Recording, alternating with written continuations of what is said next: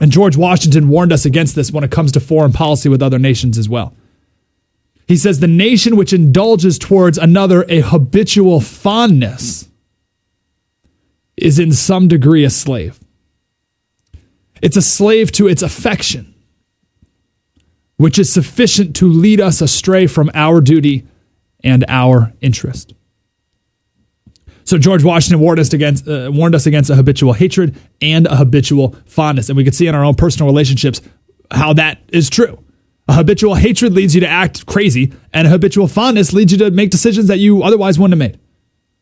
Which is why George Washington concluded in his farewell address, he said, quote, the great rule of conduct for us in regard to foreign nations is in extending our commercial relationships and to have with them as little political connection as possible. Extend our commercial relationships, engage in free trade, but to have with them as little political connection as possible. Now, we talked about this yesterday, and I put up a 9-minute video on 760kfmb.com explaining that the founding fathers of the conservative movement, not our founding fathers, but the founding fathers of the conservative movement, explaining their positions on foreign policy. And it's not what we're told to believe today if you're a conservative. Right? If you're a conservative today, you're told to believe that war is good. We need more wars. This country we don't like. Let's go to war with them. Let's have this Bush doctrine nonsense where we spread democracy around the world. That's what you're told to believe. Conservative. To be a good Republican.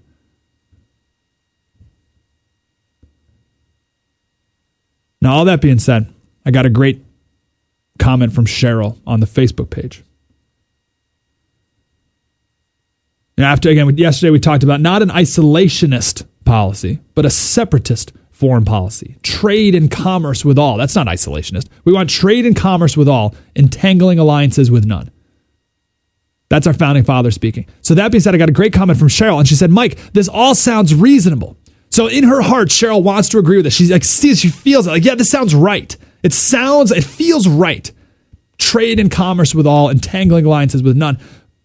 But what about Iran? 3 question marks. I agree with Reagan's peace through strength philosophy for nut jobs like the president of Iran. And this is the key right here. She says, non-intervention is not working with Iran, as we have seen with this administration. Non-intervention is not working with Iran. Here's the trick. We're supposed to believe, because we're told, that Iran just all of a sudden got crazy. Just like one day we hate Israel, we hate America. We're just going to blow up everyone as soon as we go. We're supposed to believe that we have never done anything to Iran ever. And all of a sudden they just woke up one day and wanted to kill us. That's what we're told to believe. And I've got people are getting mad. I can just feel people getting mad. You're like, well, Slater, what are you saying? Have you ever heard of the Anglo-Persian Oil Company? The Anglo-Persian Oil Company. I want to share a story about Iran next that you've never heard anywhere else. And it's a story that I guarantee you will not make me a popular guy. And it's a story that I rejected many times before it clicked. And I want to share that story next, and I want to end it with a question that I struggle with today. All of this I struggled with. Again, I've rejected all of this at one point. I followed along with everyone telling me what a good conservative and a good Republican is supposed to think. But I finally had enough. But this one question I want to ask you, because it's a little part of me still rejects it. I can't climb this hurdle. I know it's right, but just like Cheryl, there's a little, I'm like I get it. I feel that this is right, but there's something that's like, well, what about this? And I can't quite make sense of it. And I've been wanting to ask you it for weeks, but I've been hesitant to do it because people are going to freak out at me when I ask it, but it's all part of an honest discussion. And I just feel for some reason now's the time. And we'll do it next on the Mike Slater Show on 760 KFMB. Mike Slater, KFMB 760. Hey, if Get mad here. This is so important, though. Cheryl said, Mike, this all sounds so reasonable. We're talking about our founding fathers' foreign policy, George Washington, peace and commerce with all, entangling alliances with none. And Cheryl says, listen, I get this, Mike. This sounds reasonable. I feel it. I got you. But what about Iran? She says non-intervention is not working with Iran, as we have seen with this administration. Cheryl, all about peace through strength, as you mentioned with Reagan as well. All about peace through strength. Build up our military. Defend America to the nth degree here at home. But it's not non-intervention that got us where we are today. With Iran, it's way too much intervention that has gotten us to where we are today. When you think of Iran, what do you think of? I think of wacko, nutjob, crazy Ahmadinejad. And we're told that he's going to get a nuke and he's going to blow up Israel. The picture that's painted for us is a snapshot. Like, Iran just all of a sudden went psycho and wants to kill us. But you got to go back all the way to 1908. Randy, do we have a Wayback Machine sound effect?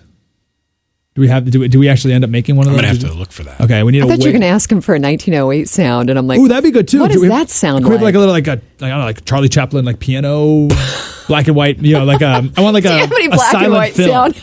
I want like a silent film music. Sorry. You know what I'm talking You are so funny. Actually, if anyone knows, that's actually Mario 3 that I was just singing. that was not a silent movie. That was Mario like that. 3 that I was just singing. Randy, whenever you get the Wayback Machine, go ahead and just I like knock how that Randy out. just looks at you like, right on it, Mike. Sure, no problem, Yes, he will fulfill this task. I guarantee it. Here's the short of it. There's a British company called Anglo-Persian Oil Company. Anglo, British, Persian, Iran. It was a British company which was pumping oil out of Iran since 1908. Today, we know it as BP. Now, at this point, Iran had a fully functioning democracy. You know how we're told today that we have to go to war in the Middle East so that we can spread democracy to the Middle East? Well, at this point, Iran had a democracy all the way up until 1953. So 60 years ago, Iran had a democracy. Their democratically elected prime minister wanted to nationalize the oil fields that the British had. Again, 1953, particularly the Anglo-Persian Oil Company. He saw it as the British just taking all their oil and all their money from the people of Iran. And there's more to that there, but that's the Iranian argument. So the Senate of Iran, voted to nationalize the oil, and this is what the prime minister wanted to do as well. So obviously, England pretty ticked off about this. They made a ton of money off the oil in Iran. So they issued a block. Very perfect. Well, now we're a little past 1908. Now we're at 1950. We need Justin Timberlake now. We need We need Justin Timberlake's parents. Give me this. That's actually perfect music, though, right? That's exactly what I was looking for. Like 2 minutes ago. Yeah, but that's awesome. But that's okay. We're Just go in the Wayback I'm Machine. going to go work the microwave right now. Okay. Thanks, Fran. Gosh, I hate that guy. So, England's ticked off. They made a ton of money off of this oil. So they issued a blockade on Iran and their ports using British warships. And they also, England pressured the rest of the world not to use Iranian oil and impose their own sanctions on Iran, basically cutting Iran off from the rest of the world to punish them for nationalizing their oil. Okay. Now, that's fine. I mean, we can work with that. But they took it a step further. The British came to Harry Truman, who was the president of America, and said, hey, listen, Harry, you got to help us out with regime change in Iran. Harry Truman said no. But when Eisenhower became president in 1953, England persuaded Eisenhower to use the CIA to engineer a coup. It's called Operation Ajax. And the coup was to overthrow the democratically elected prime minister and appoint a dictator, the Shah of Iran. Time out. Again, Cheryl's question says that non-intervention hasn't worked in Iran. But that's under the assumption that we've never done anything in Iran, right? But we're never reminded just how much we've already intervened in Iran. In 1953, we literally overthrew their democratically elected prime minister and appointed the Shah of Iran a dictator. We did that in 1953. And this is all in the up and up. This isn't some crazy conspiracy theory stuff that we admit to this. The CIA admits to this. All the papers are released. This is all on the up and up here. The Shah became a brutal dictator, but because he supported America, we propped him up with money and arms and support. Now, it got even worse. The CIA trained the newly formed secret police of Iran. They called SAVAK, S-A-V-A-K, which tortured and killed people who spoke out against the Shah of Iran, who we supported. Okay, so I think you can see, this is hard to hear, but it's pretty easy to see why the Iranian people started to hate us.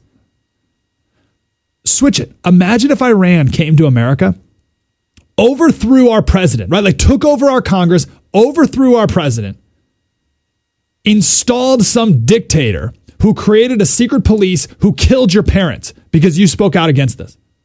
Because your parents spoke out against this. You probably wouldn't be too thrilled with Iran if they did that to us. So this is in 1953. Imagine 1953 music playing in your background. We propped them up until the Iranian Revolution in the 70s. Where the people of Iran overthrew the dictator who we put in power, and the new guy in town instituted Islamic law and the extremist government that we see today and that we're talking about going to war with. Knowing this history, this recent history, I'm not talking like, in 1200 we did this, like in the last 40 years, 40, 50, 60 years, knowing this, how can you possibly come to the conclusion that non-intervention hasn't worked? When you see now how much we've already intervened in the politics of Iran. Iran used to be a democracy. We made it a dictatorship, which the people hated because we propped them up. And that resulted in the Islamic State that we have now today. They have now today. And this is because of non-intervention? Now, let me throw it this way. I know we got to run here. We're so late. This is so important, though. Oh, gosh. This is the main question I have. All right. I want to stop there because this is too important. Again, I've been holding off on this question for months because I've been struggling with this so much. And I got to hold it off until tomorrow. But just for this purpose right here, just on what we talked about there, you may say that Iran hates us for religious reasons. Well, yeah, they're an Islamic extremist nation now, but they weren't. They were a democracy in 1953 until we overthrew them. So let's get back to our non-intervention policies, right? What do we got in the news?